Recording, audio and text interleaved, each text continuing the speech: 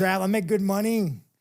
And let me tell you guys that like at some point you realize that there's fucking more to life. And if I had a better role model in my life, if I had a different father figure in my life that guided me on a better path, I think that I probably, like, again, I grew up fucking white trash, man. Like, I mean, fuck, you guys, like, you have no, my house, we had a communal porn box, you guys. My house was fucked up. There's fucking dildos laying around, man. You guys ever been a kid, open the refrigerator, and there's a dildo in the refrigerator? You're like, hey, Dad, why is there a fucking dildo in the refrigerator? My life was fucked up.